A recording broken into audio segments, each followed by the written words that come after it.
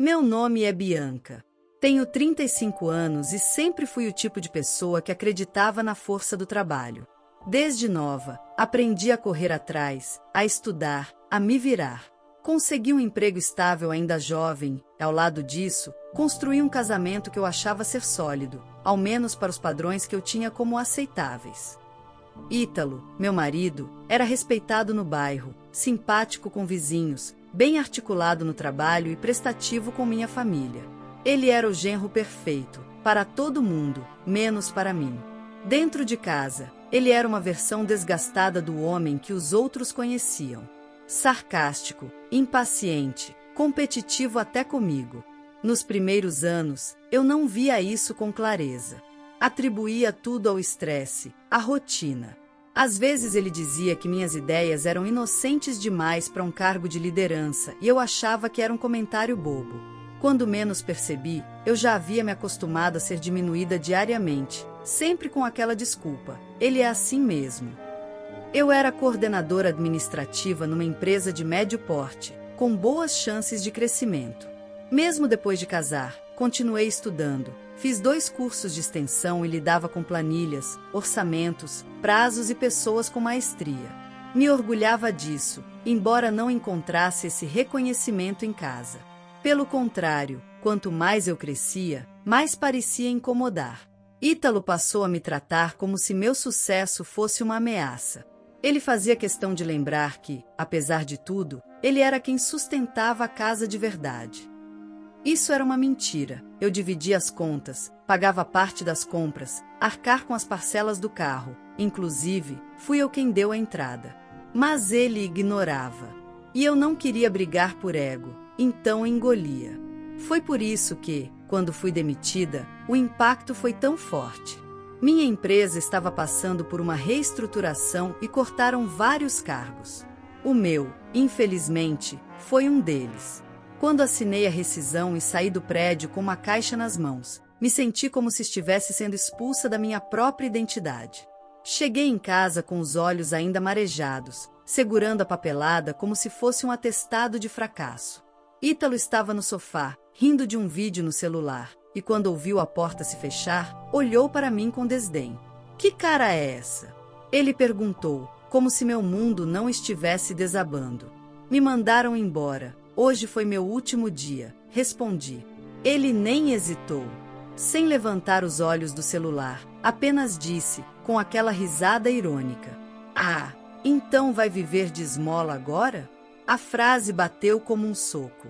Eu fiquei ali, parada, com a sensação de que todo o esforço que fiz ao longo dos anos, inclusive por ele, havia sido cuspido fora. Não era a frase em si, mas o desprezo por trás dela. Como se, sem o emprego, eu não valesse nada. Como se agora ele pudesse se sentir por cima, como se fosse meu provedor.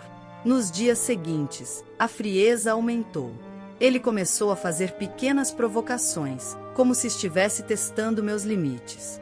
Quando eu atrasava o almoço em meia hora, ele dizia: "Nem trabalhando tá, mas não consegue fazer uma comida decente." Quando me viu de pijama às 10 da manhã, jogou: "Tá vivendo como madame agora, é." À noite, eu chorava no banho, silenciosamente, para ele não ouvir. Sentia vergonha de mim mesma. Como pude deixar que ele me fizesse acreditar que era pouco? Comecei a me retrair, com medo de ouvir mais uma crítica, mais um comentário irônico. Era como se minha demissão tivesse autorizado ele a me tratar como alguém inútil. Eu tentei reagir.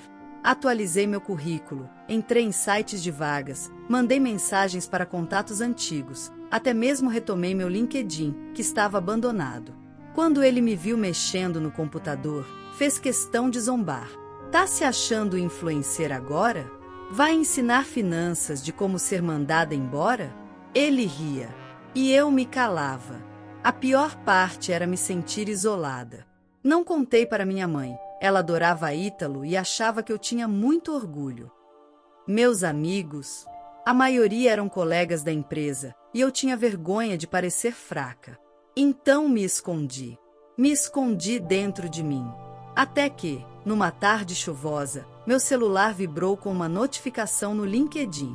Era Juliana, uma ex-colega de trabalho que havia se tornado gerente em uma multinacional. A mensagem dela dizia: Bianca, vi sua atualização. Está disponível para conversar? Acho que temos uma vaga que combina com você. Naquele instante, algo dentro de mim se reacendeu. Ainda não era uma solução, mas era uma possibilidade. E depois de tanto tempo sendo silenciada, aquilo era como um grito de esperança sussurrado no escuro. No dia seguinte, fui até a entrevista. Me arrumei com calma, coloquei a roupa mais profissional que tinha, prendi o cabelo e fui. Ítalo nem notou que eu havia saído. E sinceramente, melhor assim. Quando voltei, me sentia outra.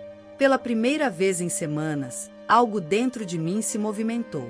Eu ainda não tinha o emprego, mas pela primeira vez, em muito tempo, eu voltei a acreditar em mim. E foi ali que tudo começou a mudar. Não do lado de fora, mas aqui dentro. Nos dias que seguiram a entrevista, algo diferente começou a acontecer dentro de mim. Ainda não era certeza de que eu conseguiria a vaga, mas só o fato de ter sido ouvida, de ter sido considerada, já reacendeu um pedaço de mim que havia adormecido há anos. Lembrei da mulher que eu era antes de Ítalo me fazer acreditar que eu não era ninguém sem ele. Juliana foi tão gentil durante a conversa. E, mais do que isso, ela me olhou com respeito. Ela lembrou dos meus relatórios sempre bem feitos, da forma como eu lidava com crises com os clientes. Disse que minha antiga postura sempre a marcou. Saber que alguém se lembrava de mim assim foi como reaprender a respirar depois de um longo mergulho em águas escuras. Voltei para casa com o coração acelerado. Ítalo, como sempre, estava jogado no sofá, camisa manchada de molho, controle remoto na mão. Demorou. Perdeu a hora no salão? Fui resolver umas coisas, respondi, tentando manter a calma. Ele olhou por cima do ombro, desconfiado. Não perguntou mais nada, mas pude ver o incômodo nos olhos dele. Ítalo sentia que eu estava diferente, e estava mesmo. Pela primeira vez em anos, eu tinha algo só meu que ele não controlava. No dia seguinte, o telefone tocou no fim da tarde. Vi o nome de Juliana no visor. Minhas mãos tremiam ao atender. Bianca, boa tarde. Está preparada? Ela disse com uma voz leve, animada. Preparada para quê? A vaga é sua. Começamos na segunda. Vamos enviar os documentos ainda hoje por e-mail, tá bem? Fiquei em silêncio por um instante. Meu queixo tremia. As lágrimas vieram antes mesmo de eu conseguir sorrir. Obrigada, muito obrigada. Desliguei devagar e sentei no sofá. Chorei. Mas foi um choro bom. Um choro de alívio, de renascimento. Lembrei do dia da demissão, eu com aquela caixa no colo, ouvindo os cochichos dos colegas, e Ítalo me esperando na porta só para me lembrar de como eu era um fardo. Agora, era diferente. Alguém me escolheu. Por mim. Pelo que eu sabia. Pelo que eu podia oferecer. Mas não contei a ele naquele dia. Queria guardar aquele momento só para mim um pouco mais. Ainda estava saboreando a vitória. Durante o jantar, Ítalo me provocou, como sempre fazia. Amanhã vou ver se arrumo um cantinho para você vender alguma coisa. Talvez salgadinho na porta da escola. Que acha? Eu sorri. Mas dessa vez, não por medo, nem por submissão. Sorri com pena. Não precisa se preocupar, respondi. Já estou me virando. Ele me lançou um olhar desconfiado, mas ficou quieto. Sabia que eu escondia algo, e isso corroía por dentro. Nos dias seguintes, preparei minhas roupas, organizei documentos, cuidei dos detalhes com a equipe do RH. Comprei um batom novo. Não era vaidade, era símbolo de reconstrução. Na segunda-feira de manhã, acordei cedo. Tomei um banho longo, escolhi uma roupa elegante, simples. Cabelos presos, brincos discretos, perfume suave. Ao sair do quarto, Ítalo ainda estava na cama. Vai onde assim arrumada? Começo no meu novo trabalho hoje. Fui contratada como supervisora em uma multinacional. benefícios, plano de carreira, tudo. Ele riu alto. Mas não era um riso feliz. Era riso de deboche e incredulidade. Supervisora? Você mal sabe mexer no celular. Ignorei. Peguei minha bolsa e saí. Senti que atrás daquela porta, ele estava desmoronando. Pela primeira vez, ele perdia o controle. E pela primeira vez, eu caminhava com os pés firmes em direção ao meu próprio futuro. Cheguei à empresa e fui recebida com sorrisos. Crachá novo, sala iluminada, uma equipe disposta a me ajudar. Tive treinamento, conheci as metas do trimestre, recebi elogios já na primeira semana por minha postura com os clientes. Juliana me apresentou como uma profissional extremamente comprometida e experiente. E ouvir isso em voz alta me emocionou. A cada dia, eu sentia minha autoestima voltar, passo a passo. Ítalo, por outro lado, ficava mais silencioso e mais venenoso. Começou a implicar com tudo: meu horário, meu batom, meu salto. Não precisa se arrumar tanto. Vai seduzir quem lá? Perguntou certa noite. Respirei fundo. Me arrumo para mim. Porque gosto de me sentir bem. Desde quando você se acha assim? Desde que lembrei quem eu sou. Ele ficou mudo. E aquele silêncio foi mais alto do que qualquer briga. Era o som de alguém perdendo poder sobre mim. Algumas semanas depois, fui chamada para um evento interno na empresa. Seria um almoço de boas-vindas para os novos supervisores, com participação da diretoria. Fiquei nervosa, mas animada. Era uma chance de conhecer melhor quem comandava a empresa. No dia do evento, Ítalo fez questão de me desmoralizar. Vai lá bancar a executiva, né? Aposto que nem sabem seu nome ainda. Mas eu fui, com o coração tranquilo, com um sorriso no rosto. Porque naquele lugar, ao contrário de casa, eu era vista, respeitada, valorizada. O que eu não esperava era que naquele almoço, além de tudo, uma pessoa do meu passado surgiria com um convite que mudaria o rumo da minha vida de forma definitiva. Voltar ao mercado de trabalho tinha sido mais do que uma vitória profissional. Era como se eu estivesse, enfim, ocupando um espaço que me foi negado por tanto tempo. Aquela mulher que, meses antes, chorava escondida por se sentir inútil, agora era elogiada publicamente por seu desempenho. Cada tarefa que eu cumpria, cada reunião que eu participava, era como se eu colasse mais um pedaço do que Ítalo havia destruído dentro de mim. No dia do almoço da empresa, eu estava nervosa. Não queria parecer deslocada. Escolhi com cuidado uma roupa elegante, arrumei o cabelo com carinho e respirei fundo. Juliana, minha gestora, me recebeu com um sorriso orgulhoso. Você tem ideia de como está linda hoje? Ela disse. Vai brilhar. O evento estava cheio. Gente importante, investidores, diretores de outras empresas. E, para minha surpresa, eu fui colocada em uma das mesas principais. Fiquei ao lado de Juliana, que fazia questão de me apresentar a todos. Foi nesse momento que conheci o Sr. Mateus. Um homem de fala calma, olhos atentos e uma gentileza que contrastava com o ambiente corporativo. Quando Juliana me apresentou, ele me estendeu a mão e disse: Bianca, ouvi muito sobre você. Me disseram que é uma mulher de fibra. Eu estou tentando fazer o meu melhor, respondi, sem saber como lidar com tanto reconhecimento. Conversamos por um tempo e ele me fez perguntas sinceras. Quis saber minha trajetória, o que me motivava, quais eram meus sonhos. Diferente de Ítalo, ele não achava que era bobagem eu querer crescer. Pelo contrário, parecia admirar minha força. Antes de se despedir, pediu meu contato. Disse que queria conversar com mais calma, pois tinha uma ideia em mente e achava que eu poderia ajudar. No caminho de volta para casa, eu mal conseguia conter a alegria. Era como se o universo estivesse, finalmente, me mostrando que a vida podia ser diferente. Mas assim que cheguei em casa, a realidade me puxou de volta. Ítalo estava me esperando com a expressão carregada. Se divertiu? Tá se achando agora, né? Só porque foi numa festinha com seus amiguinhos de terno. Era um almoço de trabalho, Ítalo. Eu fui porque fui convidada. E foi importante para mim. Claro, aposto que foi. Já tá se vendendo, né? É isso? Mostrando o sorrisinho para qualquer um que pareça ter dinheiro? Senti o sangue ferver, mas não gritei.